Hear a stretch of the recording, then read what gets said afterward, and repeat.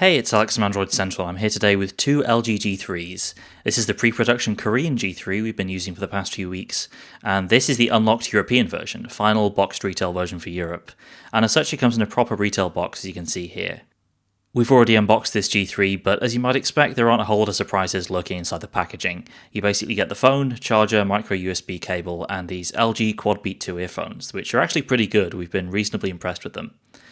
So let's put the box aside and concentrate on the important thing, the phone. Superficially, it's more or less the same device in Europe and Korea, but there are a few important differences.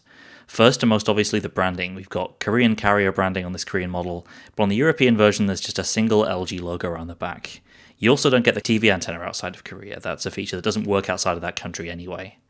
Under the battery door, it's more or less the same again, a removable 3000 mAh battery that's actually the same physical battery as in both versions, same model number. You've also got micro SIM and micro SD slots. The biggest difference beside the TV antenna has to do with these contacts on the back. These are for NFC and wireless charging.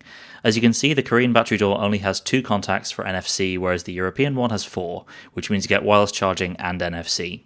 The contacts on the back of the phone are actually different too, so you can't just buy a European back and fit it to a Korean G3. In any case, the European battery door doesn't have the hole at the top for the antenna. Even with the wireless charging core, the European G3 doesn't feel noticeably heavier than its Korean counterpart, and the difference in thickness, if it is there, is also barely noticeable. You do have some differences on the inside. The European G3 has 2GB of RAM and 16GB of storage, whereas the Korean one has 3GB and 32GB. We'll have to use it some more to see if the lower amount of RAM makes any difference to performance, but obviously it is disappointing to see that there's only a 16GB model on offer in Europe.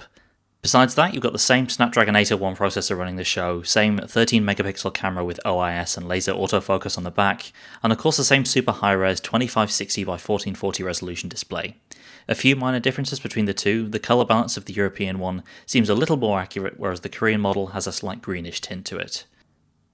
On the software side, the only real change we're seeing is the lack of preloaded apps from the Korean carriers.